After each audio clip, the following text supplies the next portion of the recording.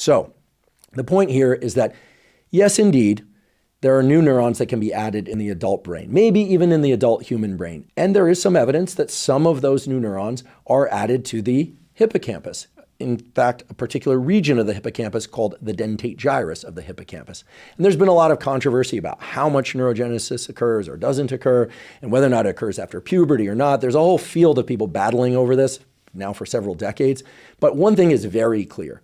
Neurogenesis, while it's very exciting and intriguing, is not the main mechanism by which the formation of short and long-term memories occurs. When you learn new information, as you are right now, the storage of that information in your short-term memory networks, which is then passed on to your long-term memory networks and that can be recalled, that allows you to state certain facts about, for instance, the existence of this thing called a hippocampus. Hopefully you will remember that going forward. Or your ability to perform any kind of motor movement that you learned now or way back in childhood. Most of that is the consequence of the strengthening of particular connections and the weakening of other types of connections. Those are the two major forms of neuroplasticity.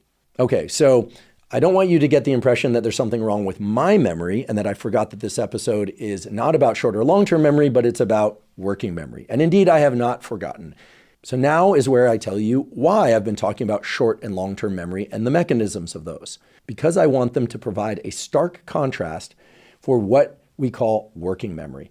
Working memory, as far as we know, does not involve neuroplasticity, or at least if it does, it's not a particularly robust aspect of working memory. Rather, working memory is the reflection of a particular neural circuit running an algorithm over and over and over for different types of information, but the information isn't stored, it is actually intentionally discarded.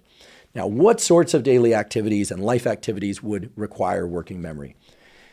The answer to that is basically everything that you need to do, but that you don't want to remember.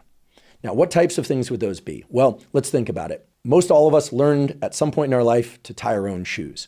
Presumably, you know how to tie your own shoes. If you don't, perhaps you should learn, or wear Velcro or slippers. I don't know, but assuming you can tie your own shoes, that's something that you know how to do, and you can do it as a procedural long-term memory. You can do that action. You don't have to think about it too much.